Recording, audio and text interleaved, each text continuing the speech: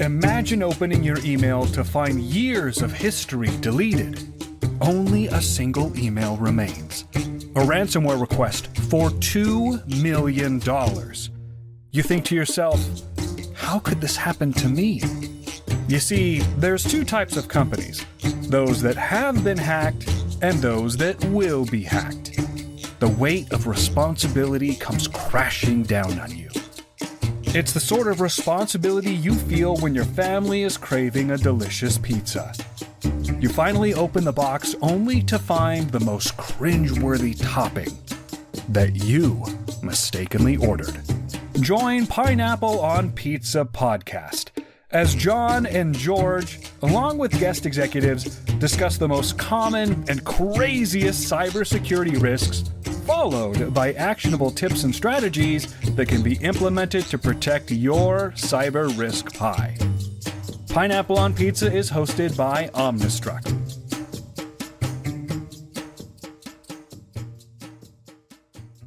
Hello, everyone. Welcome to another episode of Pineapple on Pizza. Today, we've got this awesome guest. She's a serial award winning among the cybersecurity community. She's a James Bond fanatic, private chef to her close friends, and modern day philanthropist. We have the CEO of Stash Global. Welcome, Janine Darling. Hey, John. Hey, George. Thanks for having me. Good to have you. All right, Janine, we're going to jump right in here. So if cyber risk was a pizza and frameworks are the crust, what's the riskiest topping you've seen and what topping would you equate that to? So I'd have to say ransomware, and not only because it's been a shiny penny for a long time, but because when you dig down into the damage it causes, it's not just about the money, right? What's happening in the ecosphere is that, people are quite literally losing their lives when data is compromised. And I'm speaking about the Department of Defense in the military, but also closer to home at hospitals and doctors' offices. There have been a number of really difficult breaches where people actually have died because the system was frozen and the information that was needed to either continue a surgery or to administer the right medication at the right time couldn't be accessed. Okay. And so when I think about how much ransomware has grown and how cyber in general, but ransomware in particular, we're always playing catch up. We are always playing catch up. And I know that we need to do something about that. I'd equate that on a pizza to anchovies. Now, I know that you anchovy fans out there, you're going to say, what are you talking about? We love anchovies. They're the best thing that a pizza could ever have. But I would say that most people look at anchovies as stinky, oily fish that when they're put on top of a pizza, they kind of spread themselves out and get into every taste bud, whether you're on a piece that has an anchovy on it or not. And so that is how I think of the anchovy in retrospect to a pizza and ransomware in the cyber ecosphere. There is no anchovy on half, right? Right. I think perhaps some of us in the cybersecurity industry with the anchovy comparison, we must love anchovies because we do it for a living. We deal with them all the time, right? So to speak. Exactly. Is that ransomware is obviously very common these days. It's on the news all of the time. Let's just say it's top of mind for most C-suite and board members, especially with new cyber laws. So I think the interesting thing about cyber in general, but ransomware in particular, is that, we've been dealing with ransomware and cyber breaches as an everyday thing for, I'd say, about 20 years. And I can remember in the beginning when there was one here or one there that actually made the papers. And people were thinking that they were anomalies. But I remember thinking even way back then, there are people poking at the system. They're seeing if it is vulnerable. They're seeing what kind of havoc they can cause and what kind of money they can make by doing this. And of course, it's turned into a tidal wave, and we're still trying to solve it. And so there's thousands of technologies out there that are trying to do so. I just think that it's going to take a different combination to get that solution. I agree that innovation has to happen, a new kind of solution. And it sounds like that at least what we're seeing these days is that there's still a lot of CEOs, let's call it the C-suite in general, that thinks that they're secure and thinks that the hacker can't get in. And then sadly, they get hit. Almost like a deer in the headlights. Oh, what happened? Right? And I know that that is what we see more frequently when hackers do succeed. So, and it's always the ransomware situation that has them sweating bullets the most, as we say. So it's at least from what you're doing, as it relates to the industry in general, cybersecurity industry in general specifically.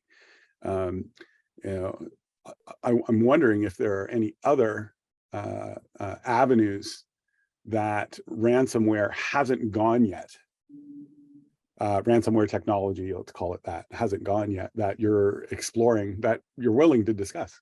So I think that what you've observed is so apt, right? I think I'm going to say the majority of the world still believes that they are secure until something happens, right? Until that thing happens, there's the proof that it actually can happen. And also because what has been available in the marketplace up until recently has been almost exclusively focused on defense, right? And so there's the idea from many avenues and too many people that there's an unprotected outside of a perimeter that you can actually defend and a protected inside. And so that has been the MO for years and years and years. And if you believe that, it's hard to walk away from that, right? So what you do, the opportunity for companies that are trying to solve this problem is trying to create a stack for companies that suits their market segment so that they're going to have enough tools, the right kind of tools, the thing that will quote unquote solve the problem.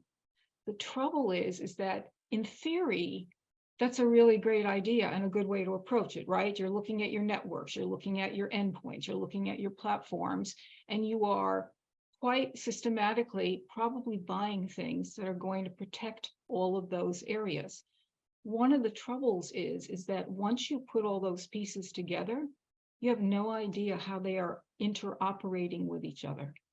And in many cases, particularly with large companies that are using, I think the number is about 150 tools on average now, is that there's no way to find that out, right? So until something happens. The other thing that seems to be happening across the world is what I call cyber fatigue, right? So there's lots of companies out there. They're all coming at you. We are all coming at you. I will put myself in that box as well with, we can solve this problem for you.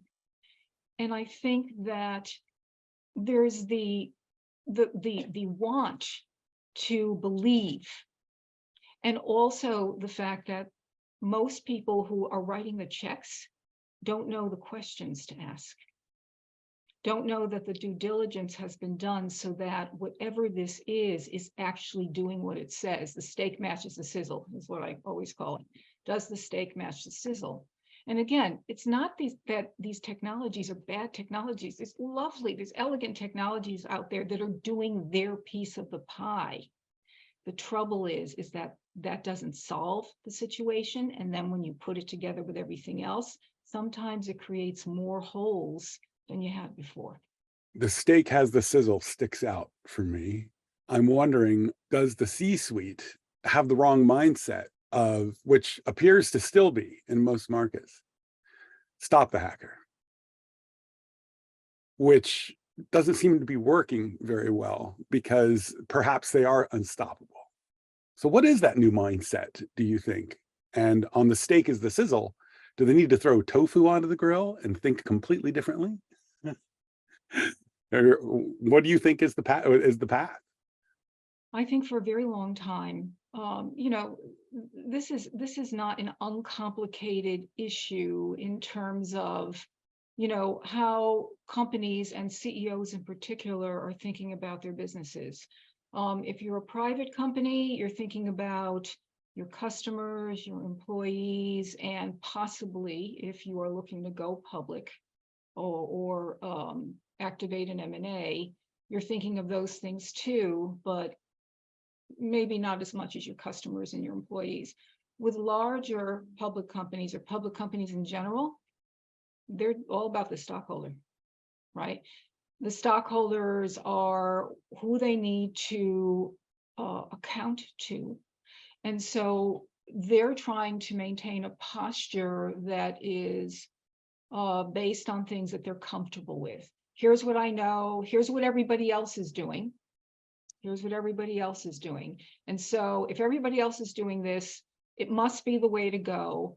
And anything that comes along that is new, how could they have figured it out? These are companies with big names, big brands, and this is who I'm going to stick with, because if I do and I check all the boxes, then that's the best I can do. There has definitely been a pivot that's taking a long time because it's a huge, huge ship, right? But the pivot is happening where people are starting to really understand that all these things I'm using, they're valuable to me, or many of them are. They are stopping your garden variety hacker from getting into my company, your freakishly talented college kid who can break into the Federal Reserve. It's stopping that kid. It's not going to be able to stop the nation state actors and the other malicious actors that really know what they're doing. We are connected in this world, and I'm sure John and George, you know this, by 50 billion endpoints. All right, there is every way in. And so how to address that is not a simple thing, but it does involve a change in thinking and has to get away from the perimeter mindset to the data mindset. The lowest, the smallest, but most valuable component in your business. And there's no question that there are new comprehensive data privacy laws coming down the ramp that I think a lot of executives are going to have to change their mindset to protect the data. So that resonates with me, what you've said. It absolutely seems to be the truth of the future. I think one area that I do struggle with a little bit is trying to understand what people are doing about this kind of new shift. And what I think I'm hearing is that compromise is a matter of when, not if. So if you're going to be data protection specific, or you're going to concentrate on that, perhaps the new mindset is going to be focused on, and one thing that you'll often hear me say day to day, if you were in our office, is we need to keep sensitive data sacred, right? So what's the best way that, or what are people doing, do you think, to address this problem? And perhaps the answer is buying your product. So, but what do you see happening and what people are doing about the problem right now with data? I think the thing that has really made me feel encouraged in the last maybe only 12 to 15 months is that people are thinking about, and cyber is starting to be written about, not as a specifically technology siloed issue, but as a business issue. This is another business problem I need to solve. Some of the other problems I have are more straightforward, or I may know more about them, so I have an easier time of making a decision about what I'm going to do. But the idea that a data-centric solution, a solution that protects the data and the system that runs it in any organization, is starting to gain some real awareness and traction in the marketplace. And yes, we actually, when we began to build my company, I actually built the first iteration of the technology on my own with a technology company in New York. And after that, I was able to attract my team through my network and their networks. And today, what we concentrated on was starting at that most valuable and smallest piece, the data byte, and working out to where are the vulnerabilities. Well, the vulnerability is really right at the data. The data is the perimeter. The data is the perimeter. So the idea of protecting it proactively so that no matter what happens, malicious actors do not have access to the content of files, even if they have the files. They don't have access to the content, and that you can recover the data with a click of a button, and you can also recover the system that runs it. Because the system, it's great if you have the data, but often the system is frozen as well. And when a system is down, it typically takes at least a couple of days, if not weeks or months, for that system to be restored, depending upon the size of the company. If the company is has a lot of international outposts, a lot of different factors. You're looking at $100,000 to $500,000 per hour of loss in terms of financial hit, right? And that doesn't even speak to if you're a public company, your stock price is going to take a hit and it's going to stay that way for at least a couple of years. You're going to have trust problems. You're going to have, the kinds of things that are layered in terms of the negative impact. I think that if we address the data and the system that runs it, and you can find a solution, mine is certainly one, we are the first actually, that can proactively prevent those systems from, one, being compromised, but if they are compromised, that nobody can get to the content and everything can be restored in a very short period of time, that's the solution. That is the solution. Now, when I talk to companies out there, oftentimes they will say to me, well, but I've spent all this money on proprietary systems and algorithms, this, that, and the next thing. Yeah, I understand that, which is why what we built is something that not only closes the defensive security gap, but plays nice with all platforms, infrastructures, networks, endpoints. And then over time, as companies become comfortable with the idea that, hey, this actually works, they can get rid of a lot of that less valued tools that maybe aren't doing exactly what they should be. So I think that I'm encouraged that instead of data-centric being an emerging technology, which it was for a long time, it is now entering the familiar lexicon of the business marketplace. That makes it easier for me to do well by doing good, which is what I was taught as a child, even though people have adopted that phrase in many instances now because it sounds good. I always started this company to do good. And when you do good, everything else follows. I think that's one of the reasons for the framework is to help those business people understand that there is a treasure map, or understanding where their data might be, and knowing that that's the one piece that they actually need to protect. Using those frameworks really helps make it easier with almost a step-by-step instruction piece. It gets somewhat technical, so that's where they might need some help, but definitely growing the CEOs and everybody else is now paying attention to these, and so being data centric and learning about that is definitely an advantage for how things are moving forward. Yeah. And what resonates with me is good. I think that has a lot to do with just organizational behavior in general. Right? I mean, bad is greater than good by 5 to 10 factor. So, doing the right thing, especially when nobody's watching, is a common phrase. It's almost cliche in my organization. I think they're tired. The team is tired of hearing me say it. But ultimately, the malicious threat actors that are out there that are really mean business, they really want to get in. They're going to find a way to exploit in some way, shape, or form.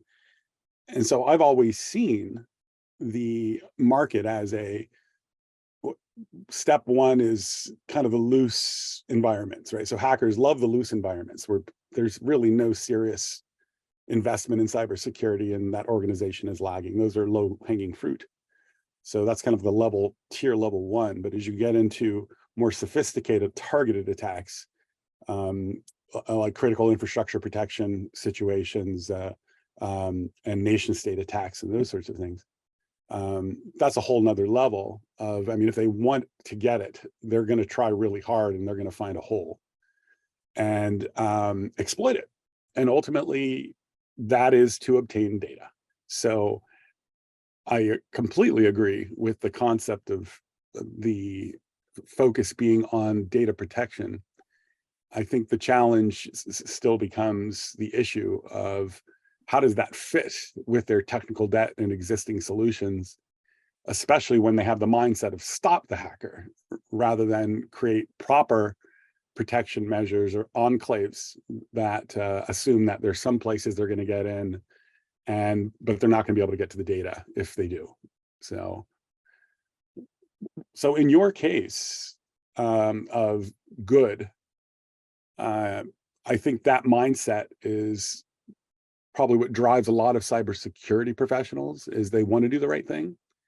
But if the leadership doesn't understand the problem, then that's another challenge. And so we spend a lot of our time educating leaders through Vistage communities and through speaking engagements and those sorts of things.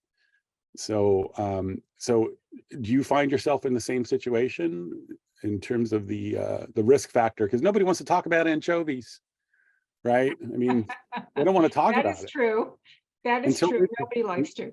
Yeah. So how do you do that? How do you?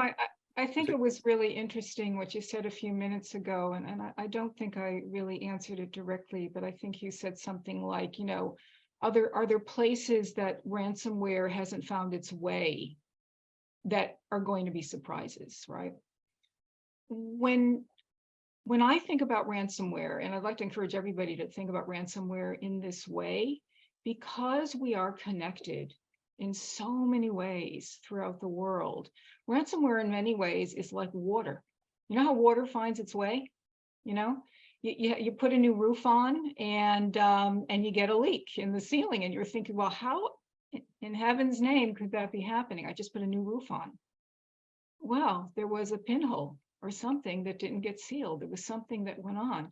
That's how ransomware is. That's how any kind of breach is. There are so many ways in that, like water, it can find its way, right? And to your point, I think that it's our responsibility as people who genuinely know what is going on to take the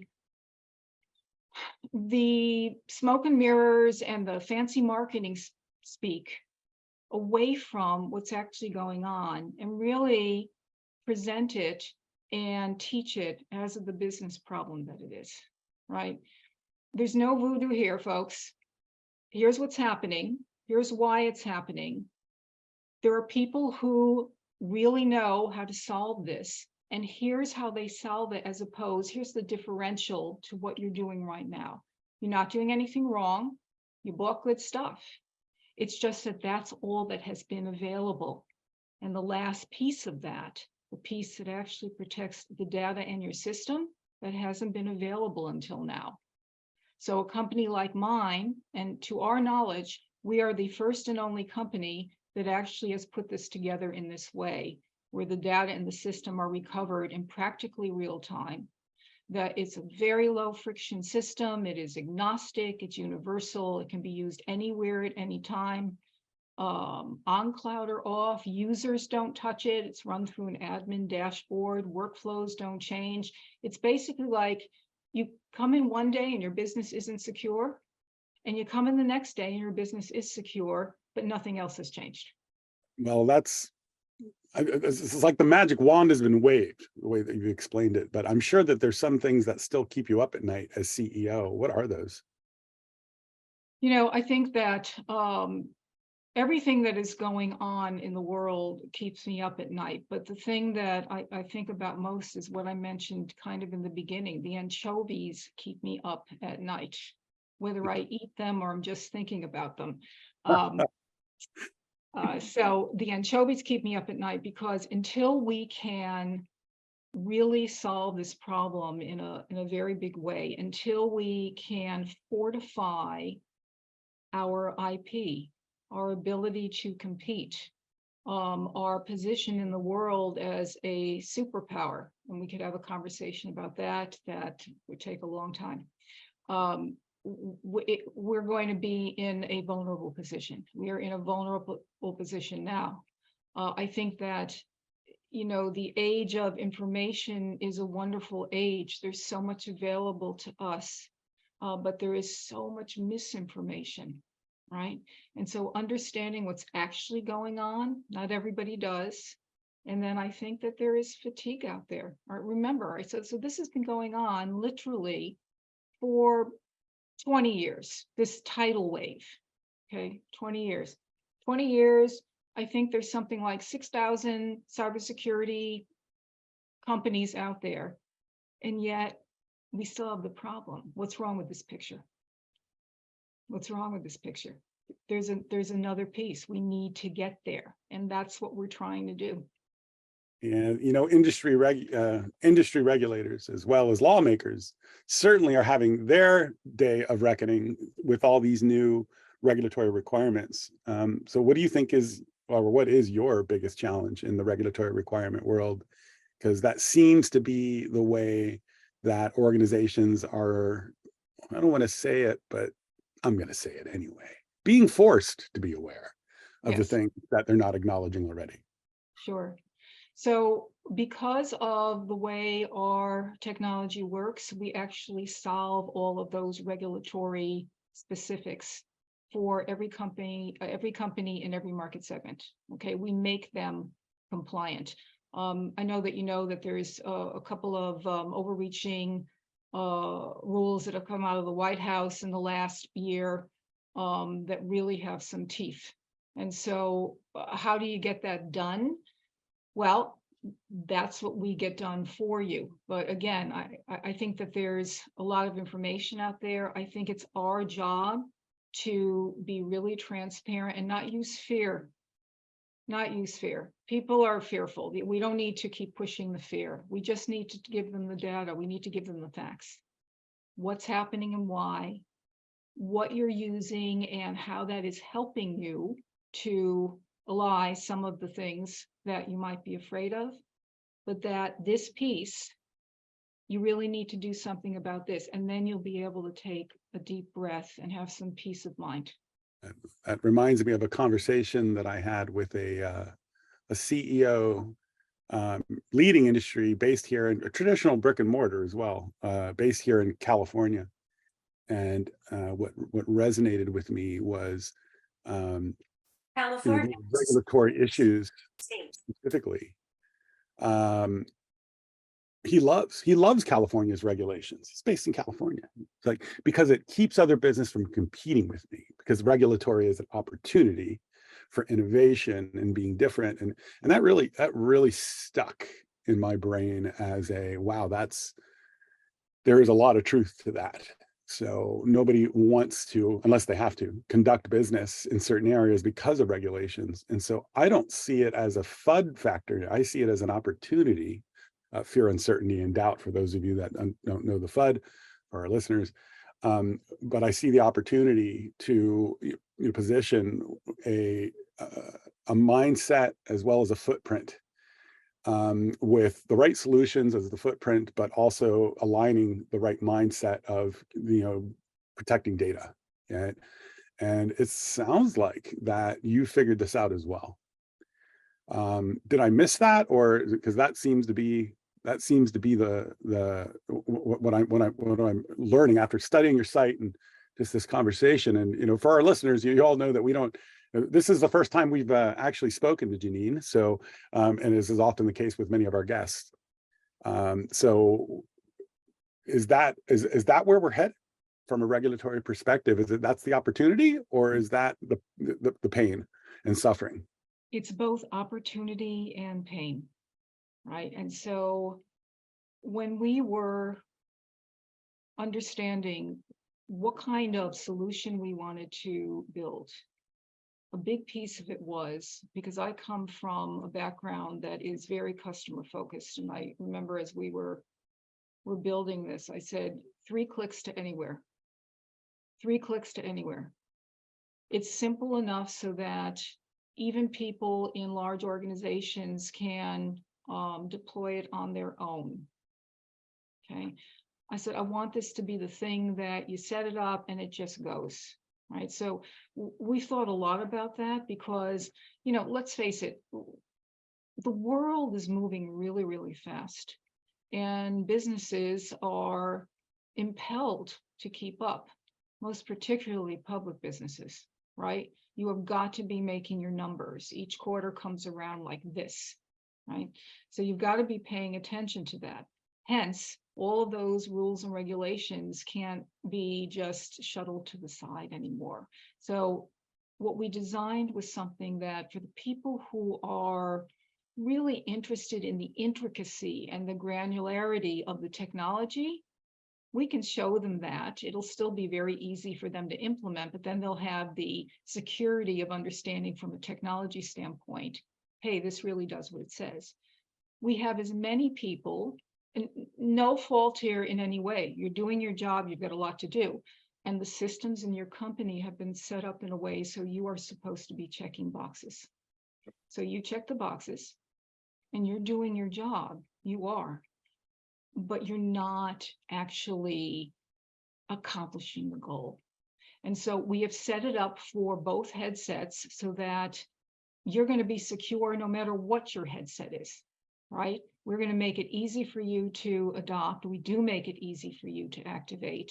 And then whether you're somebody who needs to check the boxes because you've got to get on to the next thing, or you're somebody who's like, cool, I want to really see how this works. We accommodate both those things. The whole thing is about making it actually do what it says and easy in a way that is for the entire populace, from somebody who just wants to have it work to the people who are interested in how it works. Definitely a nod of approval on that. Simplicity. I love the 3-click concept. 3 clicks to anywhere, sure. That's a great guardrail, so to speak.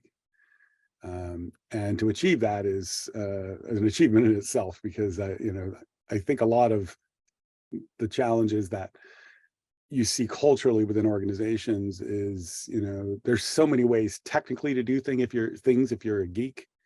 But it sometimes takes 12 or 13 clicks, which is natural for somebody who understands the tech, but for those who do not, it's probably a little more complicated. So, but what I've learned as well is that you could have the best tool in the world, right? And sell the best tool in the world. That's easy to configure. But if the competency of the execution of configuring and installing that tool is not there by the person who's doing the configuration, you've got a completely different problem. We've seen that for years in firewalls that get bypassed, or configurations that are incorrect, and those sorts of things, right? Where, even in filtering content, we've seen really challenging situations where leadership should be making decisions and saying, this is what we're going to do and how we're going to do it, and then interpreting that into turning that into a configuration. So this is where we see challenges in the trenches in solving the governance problem, because we're talking to these technical teams all the time, and they don't know how to take what essentially is a tool and configure it to keep the company and the leadership happy, because somebody has to make the risk decision on what are we doing with it and how are we doing it. So now maybe that's not the case in data protection. I think it's, where's the data? There it is, protect it. Do you think it's simpler? To I do it think with your tool, because you just look at the data and you say, this is the data, protect it, and it should be simple, right? it should be very simple, and in our case it is, but there's an interesting little fly in the ointment here, and I'm watching some companies, a few that I know really well, that are going about the business of tackling data classification, because almost nobody does that, and Right. it's a really important piece. And I guess the interesting thing is too, is that most companies have X amount of years of data stored, either in hot or warm storage, right? There's like, I don't know, 10 or 15 years of data somewhere out there, who knows where in these companies, and they do not know where, right? This is another part of the issue. And so in order to protect everything now, you basically have to protect all your data and then classify it so you don't have to be protecting all of it, right? This is, I think, one of the next things that's coming down the line. The other thing that has continued to be, in the focus of many people, I think, is blockchain, right? Blockchain technology. There is the idea from many, many people that blockchain is a cybersecurity solution. It really isn't, in the way that people are thinking about it. It's an elegant technology. It does what it says. It makes sure that the olive oil that you order from Italy, directly from Italy, as it goes through all of the supply chain, you're actually getting that bottle, right? It is confirming the transaction. It's making sure that it happens. It's making sure there is no break in the chain until it gets to you, right? Is it secure? Yes, in its own way. Does it secure data in a way that makes it almost impervious, completely resilient, and ready to be used anywhere in the world? No, it's a different thing. It's a different thing, but people are a little bit confused about that. And I can see why. I mean, it's easy. I know I was confused in the beginning too. I was like, what is this? Is it similar to what we're doing? But then it's quite clear that it's not. But again, an excellent technology. So Janine, what excites you about the future? What do you see happening? Anything in particular? It's interesting using that word, excite. I am excited about the future, and I have to say also, not to be dramatic, I'm also apprehensive about the future. And the reason I'm saying that is that, I mean, I'm an AI and VR fanatic like most people. I mean, these are really great things coming along, and they're getting perfected in a way that is astonishing, at a pace that is astonishing. But there's always that flip side of the coin. And I was watching a really interesting interview with the founder of OpenAI a couple of weeks ago on 60 Minutes, which is a documentary program I watch every week. And even he said, yeah, we're a little bit afraid. And he said it tongue in cheek, but he said, it's not that we're really afraid. He said, but we don't know what this can do yet. He said, and as it continues to grow and be expanded and also refined, we are finding out things about it every day. I'm really excited about AI. I think that it can change the world in a way to make things much easier for people in general, because that's what I always come down to. How can people's lives be improved? I think there's lots of opportunity there, but I think there's also, as usual, the opportunity for it to be exploited for really nefarious reasons. And so I'm excited, but also apprehensive. Same thing with, VR. I think it's wow. It's just wow. But, along with deep fakes, which really scare me, there's no ifs, ands, or buts there. Yes, I'm fascinated, but I'm mostly just scared because they're getting really, really good. And I'm worried that at some point there's going to be somebody gets the wrong message from something that is a deep fake, and we're all going to be in trouble. So I'm hoping that's not so. But in general, I have to tell you, I wake up every day and think to myself, oh, who am I going to help today? Because that's what I love to do. Me That too. and that along with, you know, the Boston Dynamics, if you've seen some of the robots that they're creating now, I mean, with AI and some of Wow. the technologies, we are, I don't know, not too long, we may be in the Clone Wars. So Oh God. I think, when you start to hear, well, let's just call it what it is, honest, open letters from some of the very smart scientists that helped with the evolution of tech in general. And they're warning, hey, there's ethical issues here with AI. So I feel similarly about the apprehension. Well, I feel the apprehension, I should say, as well. There's some things that, whether it be robotics, but and of course we have to include the cliche chat GPT conversation these days. It seems like if you're not mentioning it, then when it comes to AI, then you've missed something. So Have you guys tried Chat GPT yet? I've been involved with natural language processing and chat GPT like research for about 4 years, Okay. because we were looking at, ways that we might be able to ingest policy, written policy, and find corrective problems within that policy and reproduce it to address risk. So, but that's the context of my involvement. So seeing chat GPT was like, oh my goodness moment for me, because I had not expected such a powerful outcome, and the speed at which it's moving now compared to its initial version, I think it was called Babel, or if I remember correctly, or I think it was Babbage. Something like that. Yes. And so, yes, apprehensive. Yes. Do you guys remember, John and George, you remember, I don't know when it was, I lose track of time, but there was an interesting experiment. I think no, it wasn't YouTube. It was Facebook that did an experiment with AI, and they had, I don't know, 2 different personas like speaking to each other, and then they locked the humans out. Do you remember that? Do you remember that? It wasn't around for very long, and I may be, I don't know. This is what I remember about it. I remember thinking to myself, "Oh my goodness, okay, this is where we're going. This is not so good."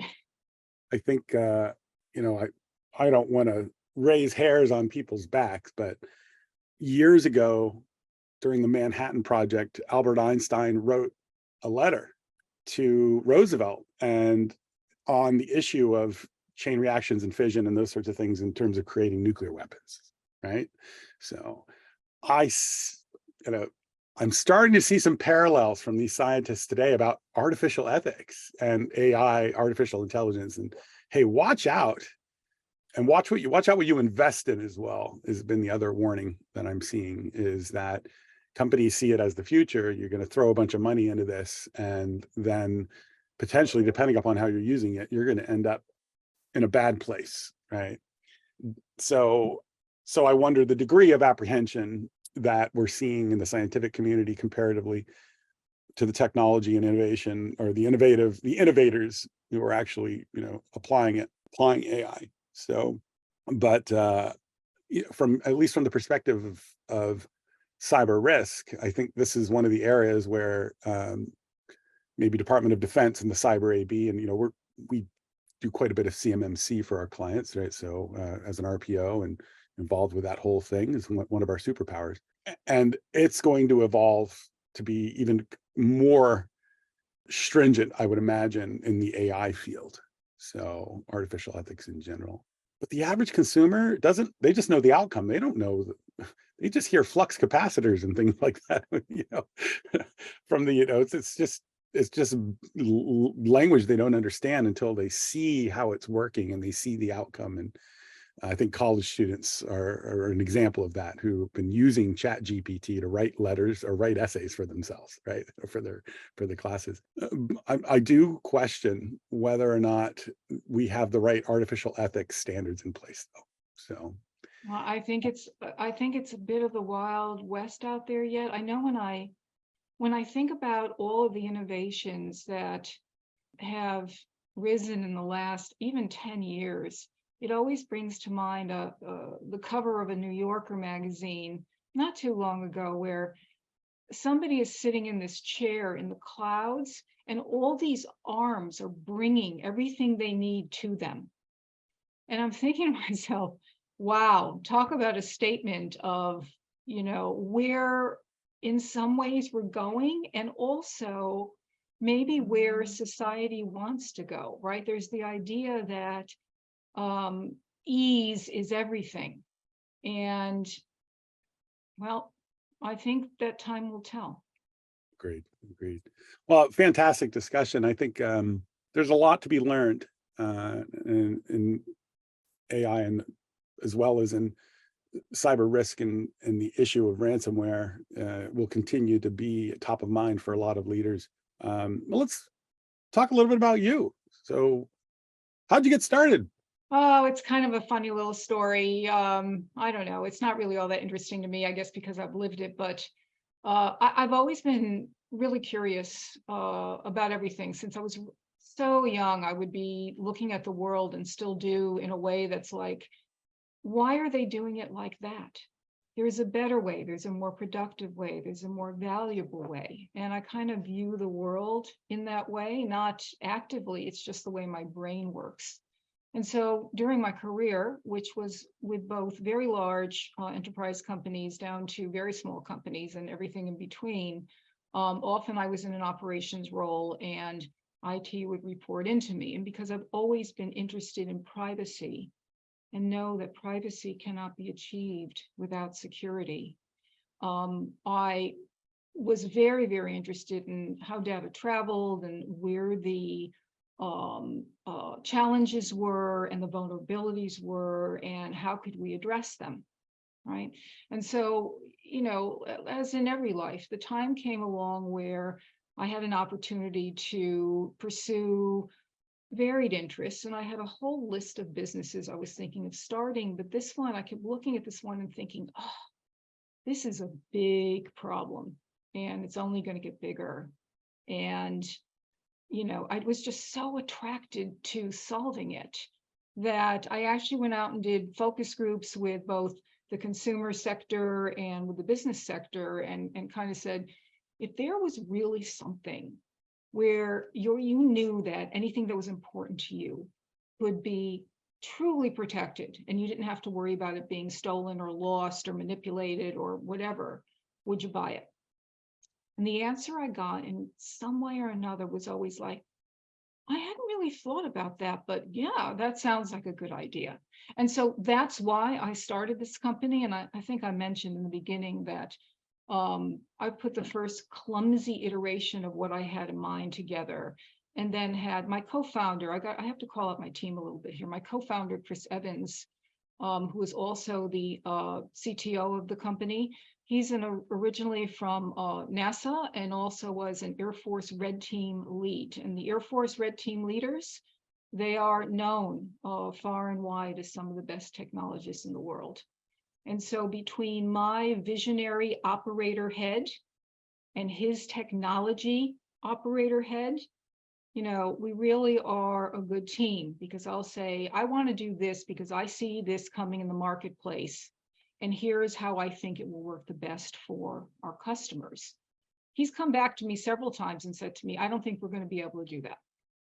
And I'm like, well, okay, but why not? And we'll have a conversation. And then a week later, this has happened twice with big deal things. A week later, he'll come back to me and said, I figured it out. Here's how we can do it. And here's the other things that we can do to make it absolutely a no-brainer for people to enjoy it.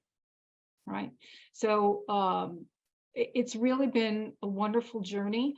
The journey's been longer to this point than we thought it might be, but we do know, even our investors have said to us, you know what?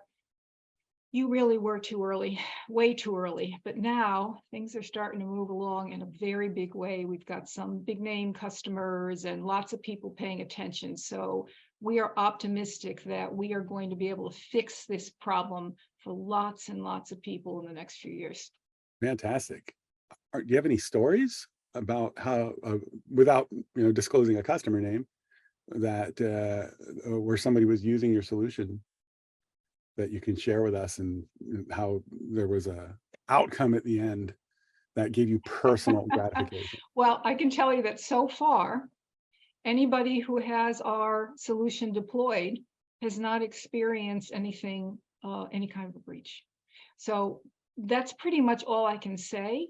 I think that's wonderful news, because it proves that certainly our solution is making a positive impact in whatever way we have configured it for them. Some of them are using it on its own.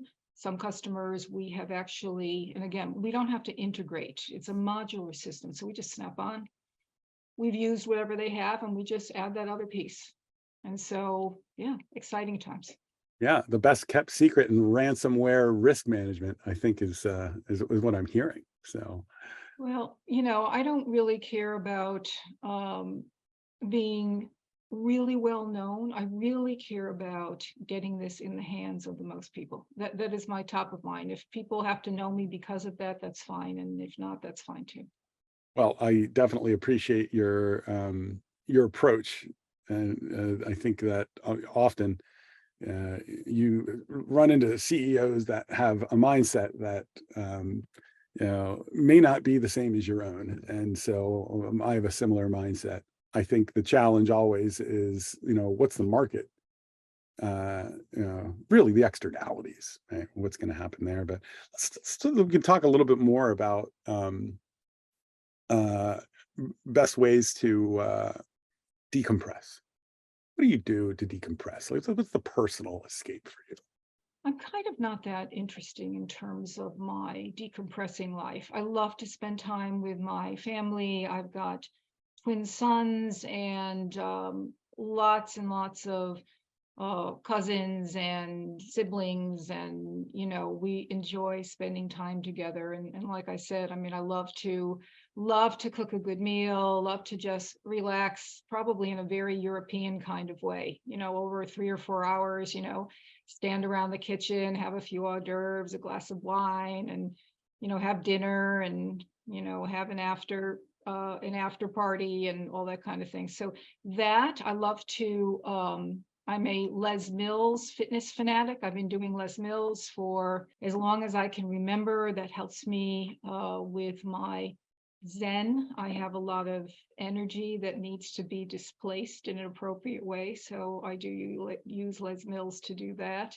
Love watching documentaries of all kinds, love to travel, absolutely love to travel, and love to just, honestly, this is probably going to be a little odd, but I really don't mind when I'm traveling having a couple hours in an airport, because sitting and watching the world go by is really great. So those are some of the things I do. Sometimes it's great just doing people watching. Exactly. You can relate to the time in the airport for sure. So, all right, great. I think that we've covered all the bases in terms of the cyber risk side of the coin, and it's great to hear about what you do to kind of decompress. So I'm sure there are going to be people interested in learning about how to follow you or connect with you. So what are the best ways for them to do that? What are the connection points? Oh, sure. That'd be great. I am on LinkedIn a lot. That is kind of my home base. I don't spend much time on Facebook, even though we have a page on Facebook. LinkedIn is really where you can find me. I'm pretty active there. So if you want to send me a direct message, I pretty much reply to everybody sooner than later. Okay, great. I just sent you a connection request just now. So Oh, very good. All right, Janine. Well, thank you for your time. We appreciate it. It's very informative. We hope that customers will come take a look, or people will come take a look at your solution, because it sounds like it's new in the market and could definitely solve some of those issues that should be burning in a lot of executives' minds. So thank you for your time.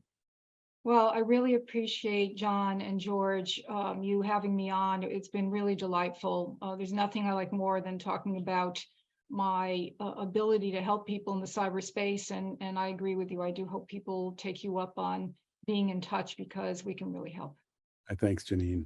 I really appreciate the time as well as investment of energy to let the world know about, and of course our podcast audiences as well, a little bit more about what you do and how cyber risk is really in their control if they just know where to look for it. So thanks so much.